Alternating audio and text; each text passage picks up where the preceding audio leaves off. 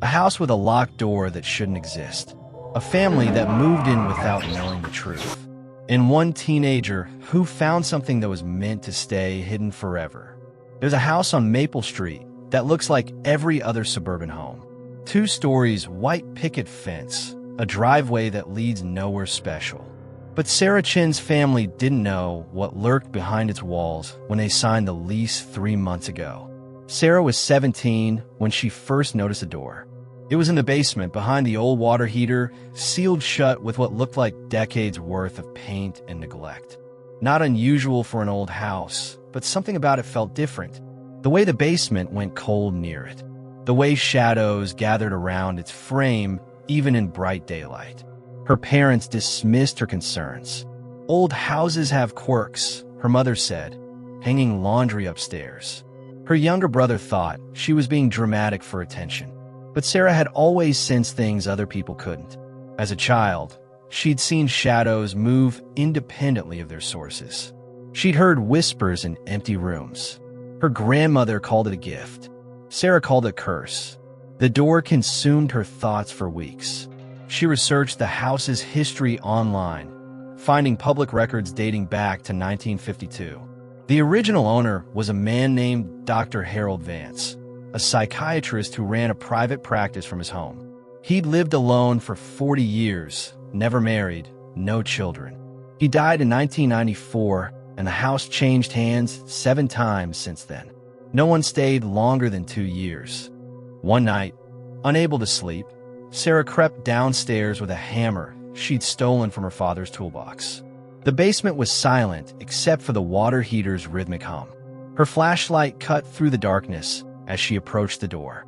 This close, she could see symbols carved into its wooden frame, strange marks that weren't any language she recognized. As she raised the hammer, the door began to vibrate. Not from any external force. It vibrated from within, as if something inside was responding to her presence. Sarah's hands trembled. Every instinct screamed at her to run, but her feet remained planted. Then she heard it, a voice from behind the door. Not a voice exactly, but something that her mind translated as words. Finally, someone who can hear us.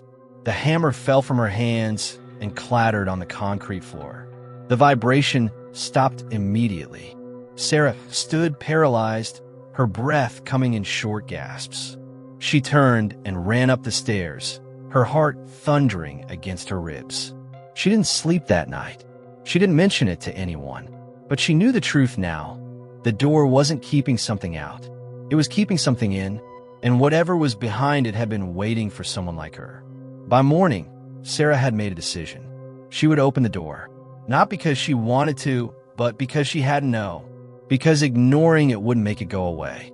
And because that voice, despite its terrifying nature, had sounded almost familiar, like it had been calling to her across an impossible distance.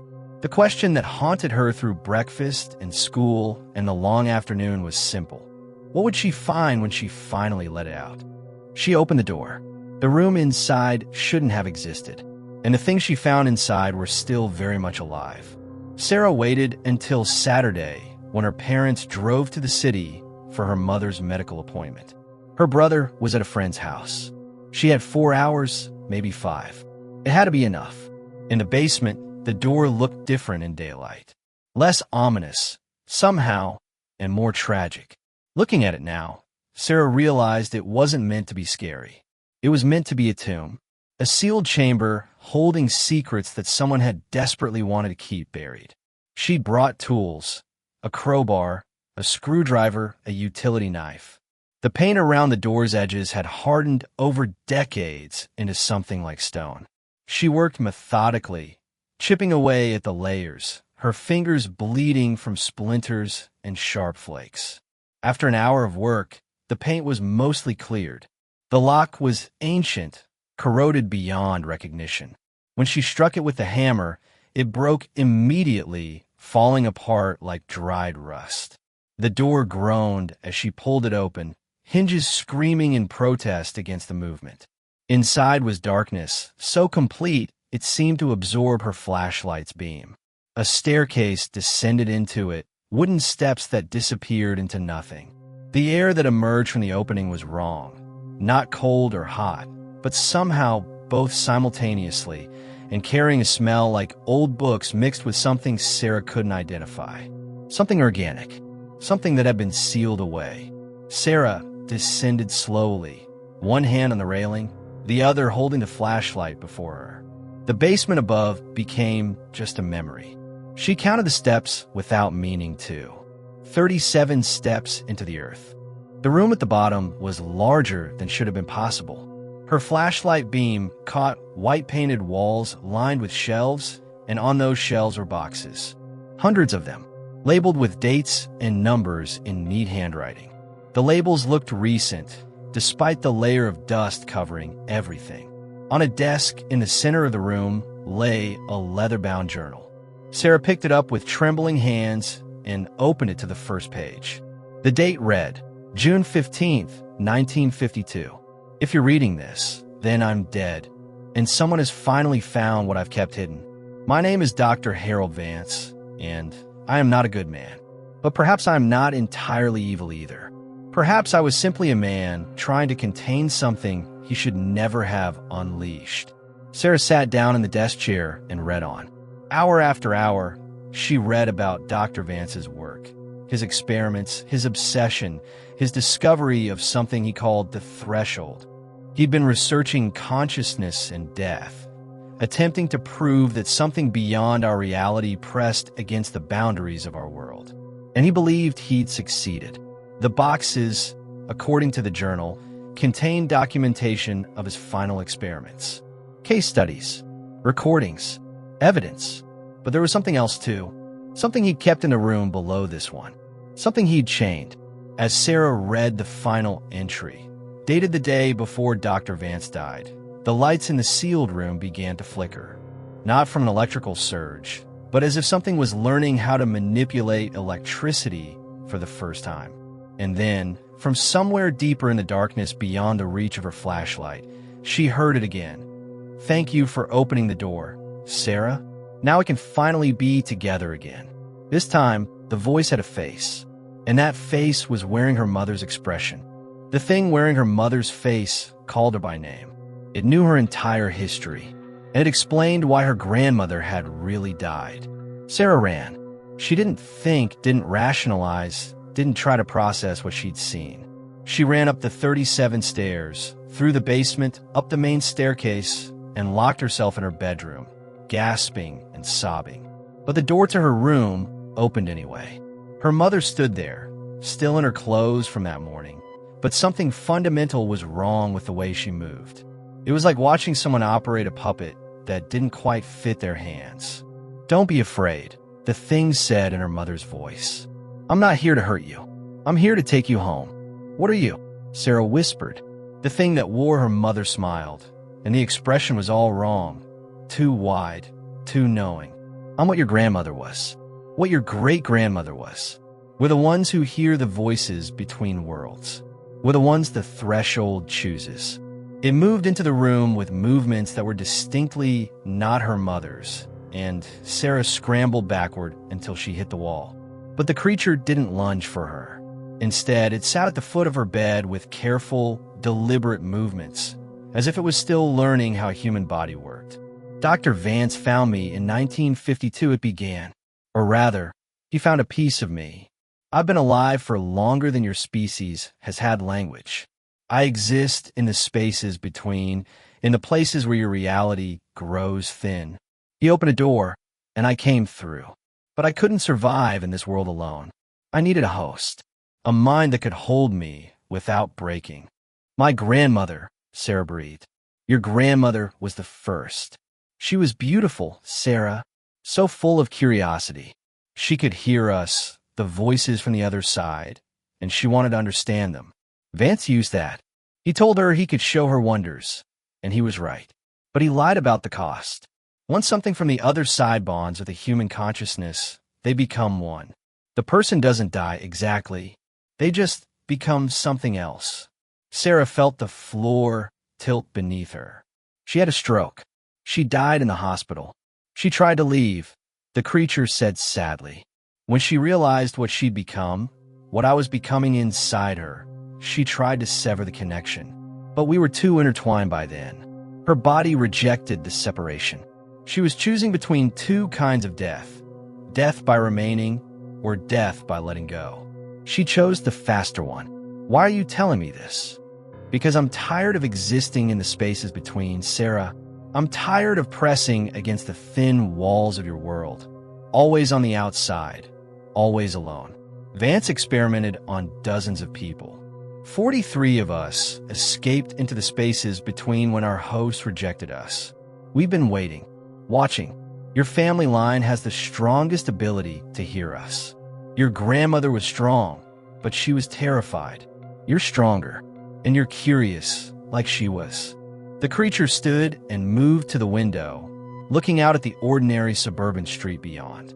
In that moment, Sarah saw something flicker across its face. Genuine longing, genuine pain. I don't want to hurt you, it continued. I want to show you everything. The colors that exist between colors. The sounds of stars dying. The memory of when this world was born. All of it. All you have to do is let me in, and we'll be whole again. We'll be together. Sarah's hand shook as she realized the terrible truth. Part of her wanted to say yes. Part of her was curious about everything this thing was describing. Part of her felt a connection, as if the thing before her was somehow recognizing something in her that she'd always known was different. What happens to me? She asked quietly. You become more than human, the creature said, turning back to her with her mother's eyes. You become a bridge between worlds. You become eternal. Outside, Sarah heard the car pulling into the driveway. Her parents were home early, but the creature before her didn't move. It just smiled that wrong smile. They'll be different when they come through that door, it said. We're hungry, Sarah, and we've been waiting so very long. The only question now is whether you'll stand with us or stand against us. But make no mistake, we are coming through, one way or another. Her parents weren't themselves anymore. The creatures had come through, and Sarah realized there was nowhere left to run. Her parents entered her room like sleepwalkers, but their eyes held that same terrible awareness. Behind them, Sarah could see her younger brother moving stiffly down the hallway. 3 hosts, 3 creatures from between the worlds. Don't run, her mother said with that wrong smile. You can't run anywhere we can't follow. The threshold connects everything now. Every house on this street has a door like the one you opened. Every city has one. We've been patient, Sarah, but patience is exhausted. Sarah lunged for the window, not thinking about the 2-story drop, not thinking about anything except escape. But the father thing caught her wrist within human strength, and she felt bones in her arm shift dangerously. Stop, her brother said, and in his voice she heard not one entity, but dozens, layered and overlapping like a chorus of the damned. We don't need to force this. You know deep down that this is what you've always been meant for. It was the voice that made her pause, because it was right. She'd always felt it, the wrongness of being in only one world, the pull toward the edges of perception, the hunger for knowledge that existed in the spaces between. What do you want from me? She asked, and was surprised to hear her voice was steady. A choice, her mother said, releasing her arm. A true choice. Vance never gave anyone that. He took, but we're offering you something different. Join us willingly, and you become a queen of the threshold. Your consciousness remains intact, but elevated. You'll be able to navigate both worlds, the human world and the space between. You'll never be trapped again. The thing in her father's body gestured to the window. Outside, Sarah could see the street transforming. The houses were becoming translucent.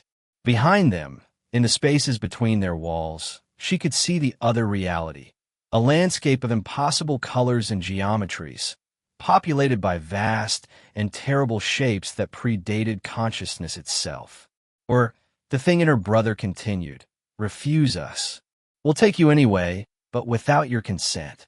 You'll fragment. Your consciousness will shatter into pieces too small to maintain coherence. You'll exist in agony, spread across both worlds, unable to fully be in either one, forever aware of what you could have had. Sarah looked at the three familiar faces wearing unfamiliar expressions, and she made a terrible realization.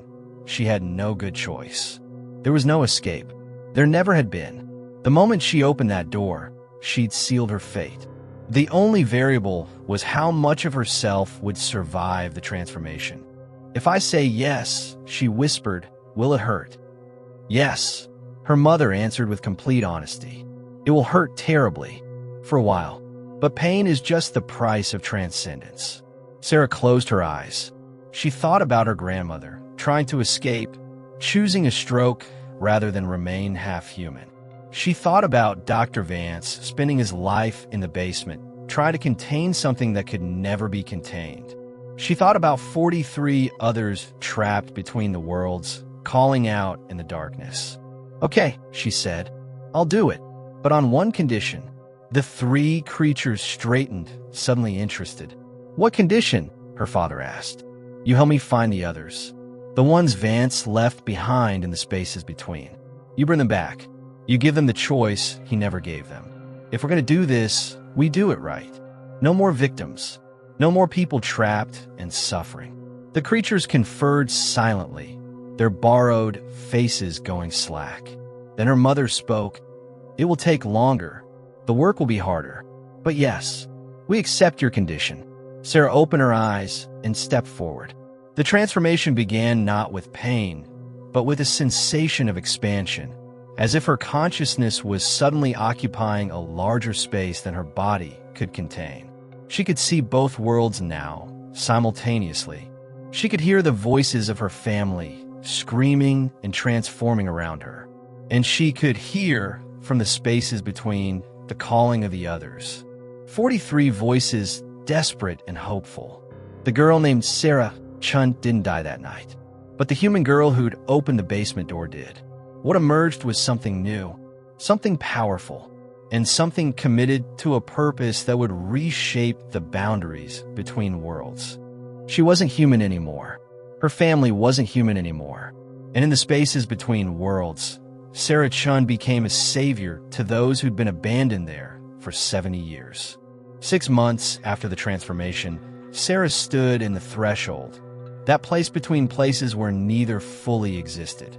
Around her were the 43 others, each one slowly reconstituting themselves from the fragmented consciousness that had been scattered across decades. It was painstaking work, requiring Sarah's newfound abilities to serve as an anchor while they rebuilt themselves piece by piece.